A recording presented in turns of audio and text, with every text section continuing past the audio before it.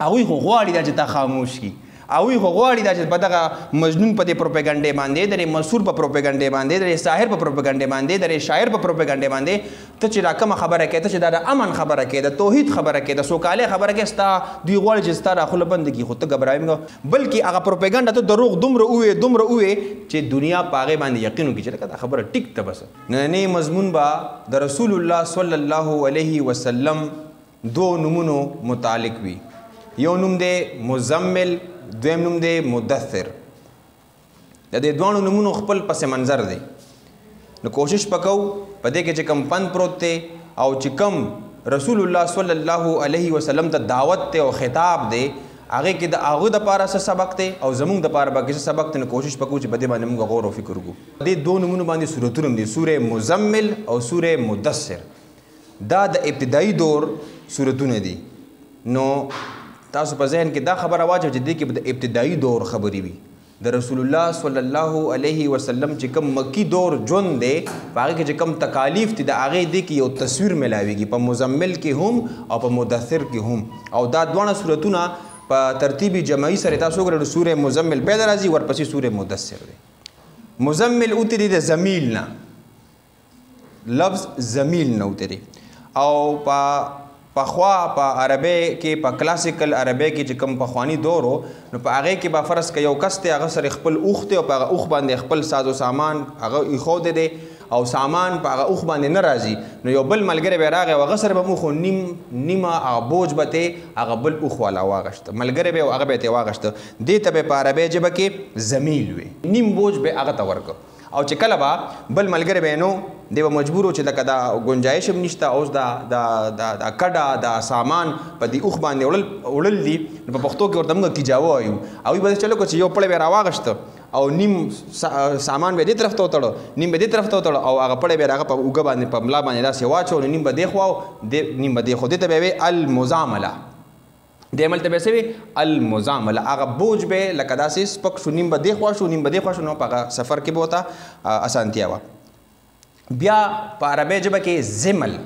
زمل ویلی شي بوج ته، یو پریشر ته ویلی شي،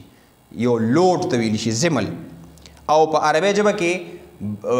کمبل ته یا بړستن ته چې هغه ته والي، ځکه چې هم په تا باندې بره یو پریشر وي، یو بوج غونته کې سړی واچي،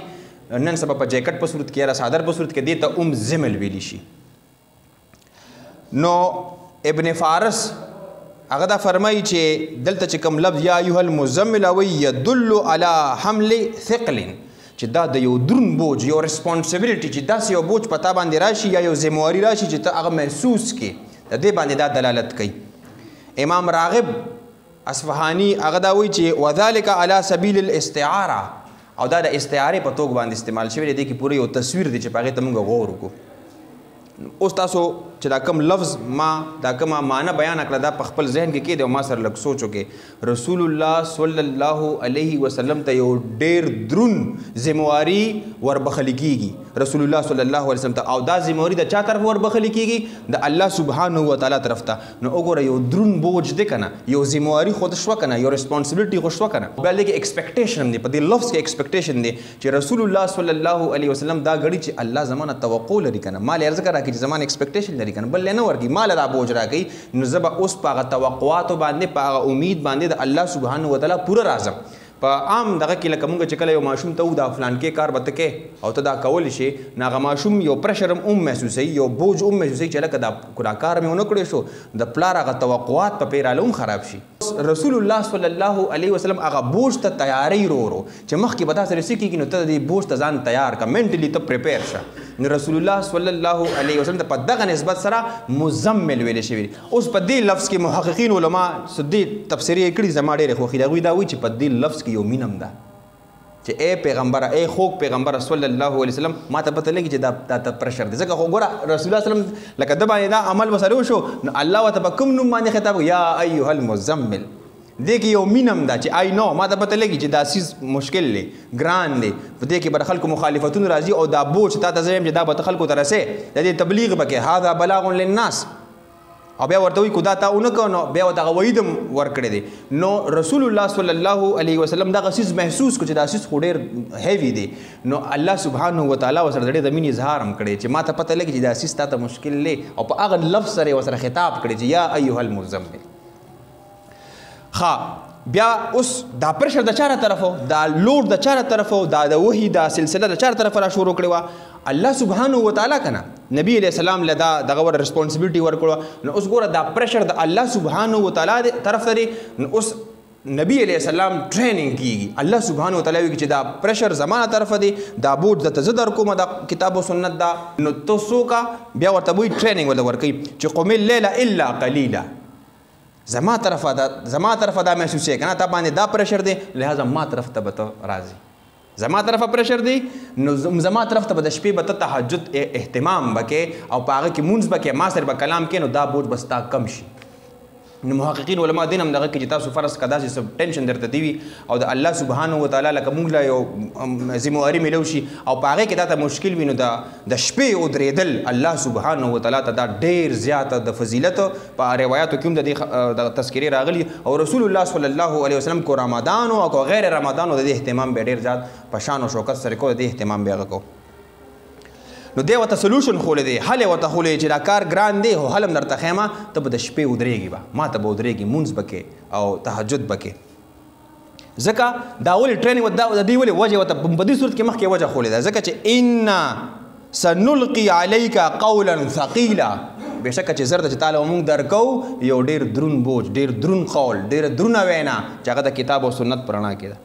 نو ګوره تاسو وګورئ د پروسس تاسو وګورئ ډېر مزیدار دی چې رسول الله صلی الله علیه وسلم مخکې نه هغه څیز محسوس کړ. الله سبحانه وتعالی ورته وایي چې تا ځکه د ترتیب ترې تیارومه ځکه چې یو ډېر دروند بوج به هغه ستا په اوږو باندې راځي ته به د تبلیغ کار کې دروند ریسپانسبিলিټي. نو د پرشر د الله له طرفه نو الله ته به ته واپس ورځي. دې کې زموږ د پاروم سبق ته چې تاسو باندې کله داسې دغه محسوس کې چې د پروګرام تک وي د کتاب او سنت یا داسې بل د دعوت ذمہواري وي نو ټینشن منا لې ته به الله طرف ته ورځي ځکه چې د نبی علیہ السلام سنت کې زموږ د پاره ژوند دی نو ته به هغه الله طرف ته به الله نه به سوال کې الله نه به چې کوم دینو مناجات پوته دا تندې به یو الله ته لګي الله نه به سوالونه کې. بعضې محققین دا موجه پرشه به دومره چې رسول الله صلی الله علیه وسلم به یو کمبل یا یو صادر کې ځان نه دغه کو فکر به کو چې دا څیز خو ډېر هیوي دی دا یو استعارې په طور باندې تاسو مغشتې شي. یو بل لفظ دی چې ما ولستو یا ایها المدثر نبی اسلام ته یو بل نوم په دغه نوم خو تاسو پیش وي د دې نوم سره تړون دی دې سره تعلق دی دام یاد ساتئ دام د هغې په شان دی هغې کې یو هیوي برډن دی دې کې یو هیوي برډن دی یعنی یو دروند بوج هلته مو یو دروند بوج دلته مو. اوس دا لفظ څنګه چې هلته ما په مزمل په زمل یا په زمل خبرو کړې یا په زمیل خبرو کړې په هغې تاسو پوه شوې. اوس دې باندې مې غور وکړې نو دا لفظ کې چې کومه خوبصورتي ده به تاسو ته هغه ښکلا ده پکې به تاسو ته روان دي شي. سیف داثرون هغه توره چې هغه کله داسې ته سټرایک کې ته یو بل لکه رویې بغې چاته بالکل د خلکو نه دا سرمن داسې یوسي لکه ډېره تیره هغه توره په عربي ژبه کې دثار په عربي ژبه کې سخت سردی ته ویل شي یا په هغه طوفان چې هغه راشي او ستا د بدن سره ولګي او داسې دا سرمن ترې داسې یوسي چې چوندې کي چې هډوکي داسې درد غونته کېږي هغه بوټي ته به دا لفظ استعمالېده چې په هغې باندې به د بار نه ډېر زیاتې پاڼې راوختې هغه تنه به پکې نه ښکارېدل لکه ګڼ بوټي داسې بوټي چې د هغې پاڼې ډېرې زیات لکه ام بوټي دي اوس دومره ډېرې پاڼې پرې راغوي چې هغه ام هغه تنه پکې سره ښکاري نه. نو په هغه موسم کې محققین علما چې کله رسول الله صلی الله علیه وسلم مزمل شو او هغه بوج د اکسپټ کو الله ته ودرېده بیا چې دې کله بار ته لاړه که نه نو بار ته بیا دغه رنګ صورتحال راغی دومره تکلیفونه چا به ورته سوي یعنې بار یو یخ موسم شو. نو رسول الله صلی الله علیه وسلم به دغه بار د یخ موسم نه مطلب تکالیف والا موسم لکه څنګه چې سړی په توره باندې وي یا خپل الفاظ استعمالې د رسول الله صلی الله علیه وسلم متعلق چا به ورته مجنون دی چا به وی لیونی دی چا به وی کاهن دی چا به وی شاعر دی چا به دماغ کار نه کوي دومره ډېر زیات الفاظ به استعمالېدل نو رسول الله صلی الله علیه وسلم به دغه ځای کې هغه سینس اف کولډنس په ډېر زیات تکلیف په څنګه چې هغه تور تکلیف ورکوي څنګه چې هغه یخني تکلیف ورکوي نو ته هغه یخنۍ نه بچو دپاره دننه کوټې ته لاړ شو کمبل واچې نو دغه رسول الله صلی الله علیه وسلم چې کله کور ته راغی نو پریشانه به دغه د غم صادر دغه د تکلیفونو صادر دا ټول به راغونډ کړه خلکو رنګارنګ خبرې به یې کولې او ګران کار دی. او دې کې محققین علما یو ډېره ښکلې تفسیره کړې هغوی دا وایي چې چا به ورته مجنون وي چا به ورته ساحر وي چا به ورته مسحور وي مختلف قسمه پروپیګنډې کېدلې پروپیګنډا ډېر ښه ټول دی نن سبا هم دا پروپیګنډا استعمالېږي د حق د باطل کولو دپاره حق پکې پته هم نه لګي معلومات دومره سیوه چې پروپیګنډا دومره که په ټویټر باندې وي که په فیسبوک باندې وي که هغه په نور داسې په سوشل میډیا باندې وي دومره پروپیګنډا وشي چې حق ته پته نه لګي بلکې هغه پروپیګنډا ته دروغ دومره ووې چې دنیا په هغې باندې یقین وکړي چې لکه دا خبره ټیک ده بس دا کار به داسې وي د هغه سین دی په هغه دور کې نن سبا سوشل میډیا را هغه دور ته تاسو راشئ محققین علما دا وایي یو تفسیر مې کتابي کې دا وایي چې یو ځای کې وایي میټینګ کو وایي چې لکه زموږ دا سټرټیجي ټیک نه ده پروپیګنډا خو ټیک کوو خو یو ورته مجنون وي یو ورته شاعر وي څوک ورته ساحر وي څوک ورته مسحور وي دا بیا به خلک وایي چې لکه دا خو تاسو په خپلو کې اتفاق نه رہی په یو ټکي باندې اتفاق وکړئ یو لوز به ورته ایجاد کړو چې دې خوا ځي اب مونږ به ورته وایو دې خوا خلک ځي اب هم ورته وایي ټول به ورته یو ټکي وایو نو دې به بیا هغه څیز محسوس کړي د باندې به رابوج نور هم سیوا شي نو محققین علما دا وایي چې د مجنون ټکي اخره کې بیا دا پرېښو دا نور مخکې الفاظ په هغه ټایم کې چې په خپلو کې دوی اتفاق نو بیا ورته چې دې خوا به ته خلک به وایي دا مجنون دی دې خوا چې ته هم به ورته دا مجنون دی یعنی رسول الله صلی الله علیه وسلم منټلی ډیر زیات ټورچر کو دې خوازي هم ورته دا مجنون دی دې خوازي هم ورته دا مجنون دی قول واحد باندې او اکتفا وکړه نو دې دومره ویل شو هغوی دا سټډي چې دومره به ووایو چې خلک په دې باندې بس بالکل اتفاق وکړي چې لکه واقعي د دماغي توازن هغه درست نه دی نو دغه په کیس کې تاسو اوس تاسو لږ شان زه دا نه وایم لږ شان تاسو محسوس کې چې دا تاسو سره وشي هر طرف ته باندې خبرې کېږي بالکل ستاره متعلق چېرته سمه خبره کېږي نو ته به دغه دثار کې ته راځې ته مدثر شوې چې هر طرف نه په تا باندې هغه یخ بادونه راځي هغه د نفرت بادونه هغه د لالچ هغه د قتل منصوبې مختلف قسمه راځي نو په دغه کې اوس ګور د ګیله نه ده کړې رسول الله صلی الله علیه وسلم په دغه کې الله سبحانه وتعالی ته خو پته ونه هغه ورته څه وایي یا ایها المدثر دې کې یو مینه ده یو محبت چې آی نو ما ته پته لګي تا باندې دا تکلیفونه راځي څوک درته څه وایي څوک درته څه وایي ستا په دې دعوت کې ډېر زیات تکلیفونه دي نو ما ته پته لګي نو نوم یې ورته هلته څه کېښوده یا ایها المدثر او هلته ودې یا ایها المزمل یعنی ای بوج پورته کوونکي یا موږ ته پته لګي تا دا بوج ډېر هیوي دی او ای د بار نه د خلکو پیغورونه اغشتونکي یا تر خلکو پیغورونه دا غم دا تیاری دي ټول پتا باندې لګیا دي مختلفې خبرې کوي نو اوس په هغه ته ورته سوي هلته ورته وي د شپې ما ته په تهجد کې ودرېږه ما یاد کا زما طرفه پرشر دی کنه نو ما یاد کا دلته ورته سوي یا ایها المدثر قم فانذر دلته مسله کوم خلکو طرف د خلکو طرفه را کنه تاسو ما لږ جواب راکړئ په سوره مزمل کې هغه مسله چې د ګڼله چې ما ته خو دا بوج دا لوډ د الله سبحانه وتعالی طرفه دی نه هلته الله پاک وتي ما ته راړوان دی شه قم الليل الا قليلا ما تر لاندې شه او دلته د چا نه مسله وه د خلکو نه مسله وه که نه نو ورته موټیویشن څه دی څه باندې مضبوطی په څه باندې مضبوطی ورته وایي قم ودرېږه کمبل اخوا کا دغه موټیویشن دی نن سبا چې کله موټیویشنل سپیکرز خبرې کوي که نه خو دلته هغه رنګ یې نه ورکړی هغوی خو دا ته ټوټکي ښي دا به وکړي هغه به وکړي نه دلته ټوټکي نشته سټینډ اپ ودرېږه قم ودرېږه ای خوږ پیغمبر ای مدثره ټینشن مه اخله ودرېږه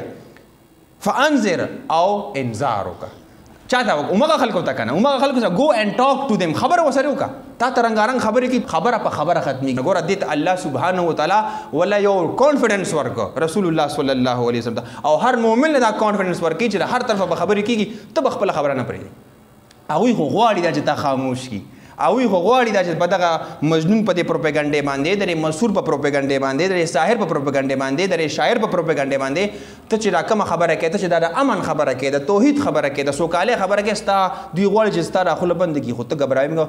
لاړ شه بیا دې ځای کې محققین علما دا وایي چې لم یقل فانذرهم مفعول به چې په کوم ګرامر سټوډنټس دي پوهېږي مفعول به یې ورسره نه دی راوړی فانذر ډراو خبره وکړه چا سره خبره وکړه دی ورته نه دی ویلي چې هغه تا ته چې هغه لیوني وي هغه سره خبره وکړه هغه پلانکي سره خبره وکړه نه بس چې څوک هم د له مخې درځي نو فانذر ته ورسره خبره وکړه اوپن اینډډ سینټنس دی اوپن اینډډ یې پرېښودی اوبجیکټ یې ورسره نه دی راوړی مطلب دا دی کو محسوس کړي چې په کور کې سره څوک خبره روانه کوي کور سره ته هلته دعوت وچلوه بیا په ګاونډ کې څوک داسې دي په ګاونډ ته دعوت وچلوه یعنې دې کې دا داسې یو آیت دی دومره ښکلا ده په دې آیت کې دومره خوبصورتي ده په دې کې چې دې کې هغه مفعول به نه راوړو مطلب دا دی چې ستا هر یو کس هغه ته به دعوت ته رسې که هغه هر څوک دی نو موږ ته هم په دې کې دا یو ښودنه ده چې ستا د مخامخ هر څوک که ماما دی که کاکا دی که بچي دي که ښځه دی دا دعوت ورته ورکړه انذار ورته وکړه چې مرګ را روان دی د هغې تیاری پکار دی ښه نو اوس تاسو دې ځای کې بدباڼو کې المناسبه به موږ اوس ګورو په دې دواړو صورتونو کې په دې دواړو صورتونو کې لومبنۍ صورت چې کوم دی نو هغه دعوت حوالې سره نه دی بلکې هغې کې الله سبحانه وتعالی ورته ریسپانسبلټي د کتاب او سنت نو ورته وایي چې دا بوج د زغملو دپاره ما ته راروان دی شه او دلته ورته څه وایي دا دې تاسو وکړئ. وربک فکبر او د خپل رب تکبیر بیان کې. ما سره بل غور کوئ په سورې مزمل کې قم اللیل الا قلیلا التا چې کله دې ادریږي مونږ کې کوي نو لومبي مونږ څه وایو؟ الله اکبر وایو که نه وایو؟ نو الله اکبر دا د خلکو ټینشن دی که د الله ټینشن اخیستلی دی. الله طرف ته خلک دغلته نشته. الله اکبر مونږ الله اکبر ای الله ارس مې شاته وغورځول تا ته اړوان دي شم رسول الله صلی الله علیه وسلم. نو خلک یې ته اخوا کړل ای الله تر الله دا بوج سپک کې دا الله دا چې کوم بوج زما په دې اوږو باندې دا سپک کې. ورپسې په بل صورت کې سینې ګوره یعنې دې اوس روان دي خلکو سره ډیلینګ کوي نو هلته هم یو بوج محسوسي کړي. ای الله تاسو خو ماله کانفیډنس راکړه اوس په زه خلکو ته مخامخ کېږم. نو هلته په سورې مدثر کې څه وایي؟ وربک فکبر. ای دعوت دی که نه هلته ما تکبیر بیان کړه. نو هلته څوک زره بیستی؟ هلته خلک زره بیستی که نه خو خلک اګنور که هلته هم الله پیش نظر ساته. څنګه چې دا مونځ ته ودرېدل عبادت دی داسې خلکو ته انذار کول هم عبادت دی. دا نقطه پکې تاسو په دې باندې چې پوه شئ نو زه به یم چې تاسو مضمون به کلیر شي. دا صورتونه دومره اهم دي چې د رسول الله صلی الله علیه وسلم په نوم باندې سورې محمد نه خو تاسو خبر یې سورې مدثر دا د رسول الله صلی الله علیه وسلم په نوم باندې دی. سورې مزمل دا د رسول الله صلی الله علیه وسلم په نوم باندې دی. هلته چې تا الله اکبر کو خلک دې اګنور کړل ځان او صرف الله سبحانه وتعالی د توحید یو درس دی پکې. هلته هغه سره تا کلام کو. او دلته په سورې مدثر کې دعوت دی فانذر او بیا سوي وربک فکبر. دا خلک به مونځ کې وي که نه دغلته مونږ ته تکبیر بیانوي. خلک پرېږده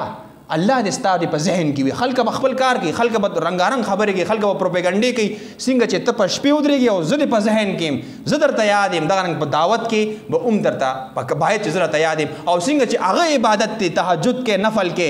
دغه شان دام عبادت دی. نو دا واسه شوه سورې مدثر دا صورت چې دا مونږ ته وایي دعوت ورکول نورو خلکو ته د خیر ښېګړې خبر کول دا عین عبادت دی. دا حکم الله دی. څنګه چې هغه حکم الله دی داسې دام حکم الله دی. چې کله مونږ سړی کوي جواب راله راکوي قم اللیل الا قلیلا کپړې به پاکي کو پاکي ني کپړې به پاکي که نه دلته تاسو راشئ دلته په سورې مدثر کې او کپړې به دلته هم پاکې ساتئ. څنګه چې هغه کې ته ځان تیار ساتي الله ته مخامخ شوې او د چردامو کې کپړې پاکې دلته به هم کپړې پاکې وي. دې ته وایي المناسبه. سوي ورته المناسبه د دوانو صورتونو رب ته تاسو وګورئ د تړون ته تاسو وګورئ. په هغې کې ورته وایي چې په هغې کې هم تکبیر دی دلته هم تکبیر دی. په هغې کې هم چې هغه کم عمل دی کوي د شپې هغه عین عبادت دی. دلته چې کم دعوت دی کوي کم انذار دی کوي عین عبادت دی. په دې کې رسول الله صلی الله علیه وسلم ته اوس ورو تاسو وګورئ که نه یو همت ورته میلاویږي او تاسو ته بیا پته لګي چې دنیا په بله واړوله خپل کار هغه بیا رسول الله صلی الله علیه وسلم وکړو. بس اخري خبره زما دا مضمون ختم شو چې کله د الله طرفه پریشر وي نو مخامخ کېږي به الله ته مخامخ کېږي. چې کله خلکو نه مسلې نو فانذر به هغوی سره به خبره کوي خبره په خبره ختمېږي هغوی سره به کلام وکړي. داسې ورته نه دي ویلي چې ته دې نه ډډه وکړه بلکې کلام یې ورسره کړی. رسول الله صلی الله علیه وسلم د خلکو سره کلام کړی باید چې مونږ د کلام وکړو او دا کلام چې دا دعوت په شکل کې وي یا څه یو خاصې فضول خبرې وي چې ته ورته انذار کوې چې مرګ راتلونکی دی نو دا عین عبادت دی. او بیګا مې په یو ځای کې یو ویډیو کتله یو تقریبا تعلیم یافته سړی نو خبره یې زما ډېره زیاته خوښه شوه ذهن کې راته رایاده شوه. هغه وي دا خلک وایي چې انذار کول که نه مرګ له تیارې پکار دی. دا موږ وایو که نه زه هم دا وایم تاسو هم دا وایئ مرګ له تیارې پکار دی. نو د دې څه مطلب دی د دې څه مطلب دی وي خور له خپل حق ورکړه ځکه چې مرګ را روان دی. کتاب له وخت ورکړه کتاب الله له ځکه چې مرګ را روان دی. پردې لاره مه نیسه ځکه چې مرګ را روان دی. دا تیارې دی چې دا ستا په ذهن کې په دې کوپړې کې چې دا وي دا انذار دی. ځان ته انذار کول بل ته انذار کول دا خبره چې زموږ په ذهن کې وي په دې به عمل کوو انشاءالله. الله سبحانه وتعالی نه دعا ده چې په دې سورې مزمل کې چې کوم درس دی او کومه هغه بوج سپکولو هغه ټیکنیک دی هغه طریقه ده او په سورې مدثر کې چې کومه طریقه ده کوم رسول الله صلی الله علیه وسلم د لارې اسانه شوي الله دې موږ ته هم د لارې اسانه کړي الله دې هر دای ته لارې اسانه کړي. د الله سبحانه وتعالی نه دعا ده چې زموږ په زړه کې د رسول الله صلی الله علیه وسلم مینه پیدا شي. د الله سبحانه وتعالی نه دعا ده چې زموږ په زړه کې د قرآن عظمت پیدا شي او د الله سبحانه وتعالی نه دعا ده چې په دې ټول وطن کې امن سوکالی او پرمختګ راشي. بارک الله لي ولکم فی القرآن الحکیم ونفعني وإياكم بالآیات وذکر الحکیم.